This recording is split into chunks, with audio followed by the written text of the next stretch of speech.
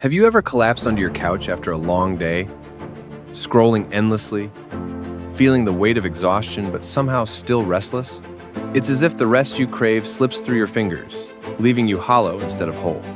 We've been taught that rest is just the absence of work pausing, shutting off, escaping. But what if the way we've been chasing rest is the very reason we feel so drained? Today, we're unraveling why you've been resting wrong your entire life, and how to reclaim the kind of rest that actually restores you. The myth of empty rest. What does rest mean to you? If you close your eyes and picture it, maybe you see a weekend with no plans, a Netflix binge, or just a few hours of silence. That's what we're taught to chase, moments where nothing is demanded of us. But here's the quiet truth. Those moments often leave us feeling more lost than restored. You've probably felt I had a day off where you sleep in, scroll through your phone, and by evening you're somehow more tired than when you started. Why does that happen? It's because we've been sold a myth that rest is just emptying yourself out, like pouring water from a glass until it's dry. The problem is, emptying yourself doesn't fill you back up. Think about it. When you collapse into bed or lose yourself in a screen, you're not really resting, you're escaping. You're running from the noise of your thoughts, your to-do list, the pressure of being on all the time. But escape isn't rest, Martha Stewart once said. Rest is not the absence of activity. It's the presence of rejuvenation. We've been so focused on stopping that we forgot how to start again, how to actually feel alive. That Netflix marathon? It's not rest. It's just distraction. A way to numb the overwhelm. And deep down, you know it doesn't work. You feel it in the heaviness that lingers. The vague sense that something's missing. This isn't to say downtime is bad. It's necessary. But there's a difference between shutting down and coming alive. Real rest isn't passive. It's not just lying still, hoping the world will stop spinning for a moment. It's an active choice to reconnect with something deeper yourself, your body, your sense of meaning. When you scroll for hours, you're not choosing rest, you're choosing avoidance. You're filling the silence with noise because silence feels too heavy. But what if that heaviness is trying to tell you something? What if the restlessness you feel isn't a sign you're broken, but a sign you're starving for a different kind of rest? The first step to resting right is seeing the lie we've been told. Society equates rest with doing nothing, but doing nothing often leaves us feeling like nothing. True rest is intentional. It's not about turning off your brain. It's about tuning into it. It's about creating space for what matters. Whether that's a walk in the woods, a conversation that cuts through the surface, or a moment where you let yourself feel what's been buried. The exhaustion you carry isn't just physical. It's emotional, spiritual, existential, and no amount of zoning out can touch that kind of tired. So, how do we begin? By asking ourselves what we're really running from and what we're running toward. The weight of unseen work. Have you ever noticed how exhaustion creeps in even when you haven't done much? You might spend a day answering emails, juggling deadlines, or just keeping up with life's demands, and by the end, you're drained in a way that sleep can't fix. It's not just your body that's tired, it's your mind, your heart, your spirit. We carry an invisible load, a kind of work that doesn't show up on a to-do list but weighs heavier than any task. This unseen work is why our attempts at rest often fail. We're trying to pause a machine that's still running beneath the surface. Think about the last time you tried to relax. Maybe you sat down with a coffee, ready to unwind, but your mind wouldn't stop. It replayed a conversation, chewed on a worry, or raced through tomorrow's tasks. That's cognitive laborthamental chatter that never clocks out. Psychologists call it the default mode network, the part of your brain that hums with self-reflection, worry, or planning when you're not focused on a task. It's why you can be lying in bed, doing nothing, and still feel spent. Your brain is working overtime, processing emotions, expectations, or the pressure to be someone, somewhere, somehow better. Then there's emotional labor. It's the smile you force when you're breaking inside, the patience you muster for a friend, the energy you pour into keeping everyone around you okay. For many of us, especially those who feel deeply, this labor is constant. You're not just living your life, you're managing how it feels, for yourself and others. And it's exhausting. Studies like one from the Journal of Occupational Health Psychology in 2019 show that emotional labor can lead to burnout faster than physical tasks because it's so hard to measure, so easy to ignore. Yet we rarely count it when we think about rest. We collapse, thinking a nap will fix it, but the weight of what we carry doesn't lift. This unseen work mental, emotional, even existential builds up like static. It's why you can sleep for 10 hours and still wake up tired. Rest isn't just about recharging your body. It's about addressing the invisible drains on your soul. So how do you rest from something you can't see? Start by noticing it. Name the thoughts that loop in your head. Acknowledge the emotions you've been holding for others. Journaling can help write one sentence about what's weighing on you. No filter, no judgment. Or try a 5-minute pause. Sit still, breathe, and let your mind wander without chasing it. This isn't about fixing the weight. It's about seeing it clearly. Only then can you begin to set it down. The trap of performative rest. Why do we rest the way we do? You've probably felt it, the urge to make your rest look a certain way. Maybe it's the Instagram perfect morning routine, the candlelit bath, or the pressure to unplug in a way that feels productive. We've turned rest into another performance, another box to check. But when rest becomes a task, it stops being rest. It's just another way we're trying to prove we're doing life right. Society has a script for rest. It tells us to meditate for 10 minutes, drink herbal tea, or go on a digital detox. These aren't bad ideas, but they often feel like costumes we wear to seem rested. You light the candles, cue the playlist, and still feel hollow. Why? Because performative rest is about the aesthetic, not the experience.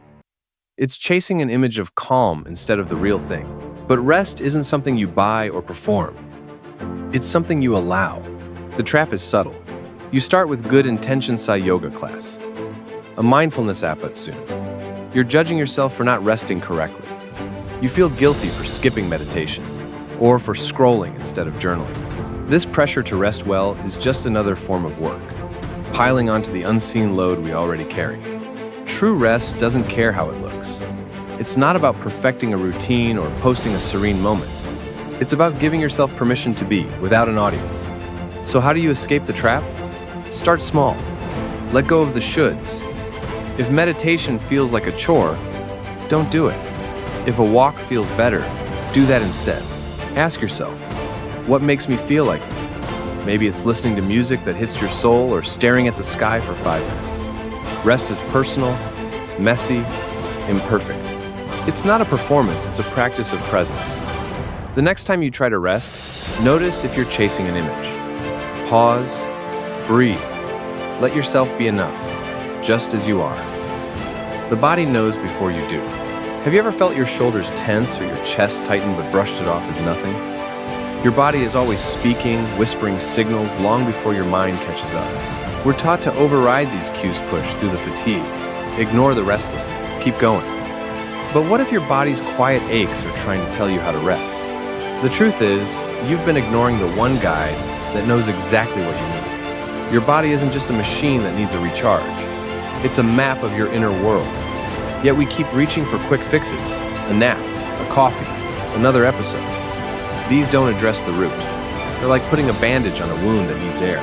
Listening to your body feels simple, but it's not easy. We're conditioned to prioritize productivity over presence, to see rest as a reward we earn. But your body doesn't care about your to-do list. It's asking for something deeper: movement that feels free, stillness that feels safe, or even a moment to breathe without forcing it. Try this. Pause for 30 seconds. Notice where you feel tension. Is it your neck? Your stomach? Just observe. Don't judge. That awareness is the first step to resting in a way that heals. Real rest starts with trusting your body's signals over society's rules. Maybe you need to dance to shake off the day's weight or lie on the floor and let your thoughts wander. It's not about doing more. It's about doing what feels true. A walk in the rain might restore you more than a curated self-care routine. The key is to stop overriding what your body already knows. It's been trying to guide you all along. The hunger for meaning. What if your exhaustion isn't just from doing too much, but from feeling too little? We often think rest is about recharging for the next task, like a battery for a machine. But deep down, there's a quiet hunger, a need for meaning, that no amount of sleep or scrolling can satisfy. You felt it. That ache when the day ends, and you wonder, what was this all for? Resting wrong often comes from ignoring this deeper meaning. Meaning isn't found in grand gestures or big answers. It's in the small moments that remind you who you are. When you chase rest through escapism, binge watching, endless social media, you're not just avoiding work, you're avoiding yourself. A 2018 study in the Journal of Positive Psychology found that activities tied to personal values, like creating or connecting with others, boost well-being more than passive consumption. Yet we keep choosing the latter, hoping it'll fill the void. It doesn't. It leaves us restless, searching for something we can't name. So, what does meaningful rest look like? It's not about adding more to your plate. It's about choosing what lights you up. Maybe it's writing a letter to someone you love, sketching something no one else can see, or sitting with a memory that makes you feel alive. These acts don't need to be productive, they need to be yours. They're the moments that tether you to a sense of purpose. However small, even washing dishes can feel grounding when you do it with intention. Feeling the warm water, noticing the rhythm of your hands. The trick is to start where you are. Ask yourself, what makes me feel connected to myself? Not the shoulds of wellness culture, but the quiet things that spark joy or calm. Maybe it's listening to a song that feels like home, or walking without a destination. These moments of meaning are restful because they remind you that you're more than your tasks. They're the antidote to that hollow ache. Stop running from the question of what matters. Lean into it, even if the answer is messy or unclear. The rhythm of rest. What if rest isn't a single act but a rhythm? We often treat it like a finish line collapse. Recover, repeat. But life doesn't move in straight lines. It flows in cycles, like breath or seasons. Resting wrong comes from fighting this natural rhythm, forcing yourself to stop or go without listening to what you need. True rest weaves itself into your life, a pulse that balances effort with ease. Think about your day. You push through tasks, then crash, hoping a long sleep will reset you. But exhaustion builds when rest is an afterthought, not a partner to action. A 2022 study in the Journal of Occupational Health found that short, intentional breaks throughout the day reduce stress more effectively than one long downtime. It's not about escaping work. It's about dancing with it. A 5-minute pause to breathe deeply, a moment to stretch, or a quiet glance out the window can be more restorative than hours of aimless scrolling. This rhythm starts with awareness. Notice when your energy dips, maybe mid-afternoon or after a tough conversation. Instead of powering through, give yourself permission to pause. It doesn't need to be grand. Stand up, shake out your hands, or close your eyes for a moment. These micro rests honor your body's natural ebb and flow, preventing the burnout that comes from relentless pushing. Over time, they create a cadence. Work, rest, work, rest. It's not about stopping life, but living it more fully. Find your rhythm by experimenting. Maybe a short walk after lunch grounds you, or a quick journal entry clears your mind. The key is consistency, not perfection. Rest isn't a reward for finishing, it's the pulse that keeps you going. Let it flow naturally, like breath, and you'll find energy where there was only fatigue. The courage to be still. When was the last time you truly stopped? Not just paused between tasks or scrolled to fill the silence, but sat with yourself. No distractions, no agenda. Stillness feels daunting, almost radical. We're wired to move, to do, to avoid the quiet that might reveal what we're running from. Resting wrong often means dodging this stillness, but real rest demands the courage to face it. Stillness isn't just sitting quietly, it's letting your inner world breathe. It's where you meet the thoughts you've pushed away, fears, dreams, or that nagging sense of not enough. A 2019 study in the Journal of Personality and Social Psychology found that people often avoid solitude because it feels uncomfortable, even painful. Yet that discomfort is where growth begins. When you stop filling every moment with noise, you create space for clarity, for truths you didn't know you were carrying. Start small. Try 5 minutes without your phone, without planning what's next. Sit with a cup of tea, or lie on the floor and stare at the ceiling. Notice what comes up: restlessness, boredom, maybe even peace. Don't judge it, just let it be. This isn't about forcing calm, but allowing what's there to surface. Over time, stillness becomes a refuge, not a threat. It's where you rediscover what you love, what you need, what you've forgotten. The courage to be still rewrites how you rest. It's not about emptying your mind, but listening to it. You don't need a perfect setting or a clear head, just a willingness to show up for yourself. This quiet act of presence is rest in its purest form, a rebellion against a world that demands constant motion. Rest as a way of being. What if rest isn't something you do, but something you are? We've spent our lives chasing rest as a task, something to schedule, achieve, or perfect. But rest is more than a break. It's a state of being, a way of moving through the world with intention and ease. You've been resting wrong because you've seen it as separate from life, when really, it's the thread that holds everything together. This shift starts with redefining rest. It's not just sleep or stillness, but the moments when you feel whole, when you're aligned with yourself, not fighting your thoughts or your body. It's the laugh you share with a friend, the song that gives you chills, the quiet walk where the world feels right. These aren't distractions, they're rest in its truest form. A 2023 study in the Journal of Well-Being found that people who prioritize meaningful, intentional moments show ever small report, lower stress, and higher life satisfaction. Rest isn't about stopping, it's about living with purpose. So how do you make rest a way of being? Start by weaving it into your days.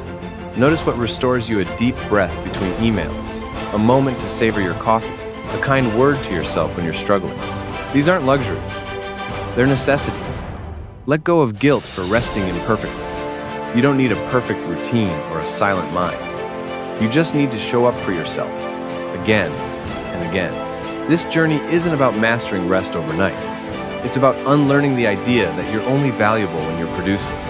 You are enough, even in your quiet moments, even when you're messy or unsure. Rest is your birthright, a gentle rebellion against a world that demands you never stop. So, take a breath. Feel your feet on the ground. Let yourself be. You've been resting wrong your entire life. But now you know, rest is not the absence of effort, it's the presence of you.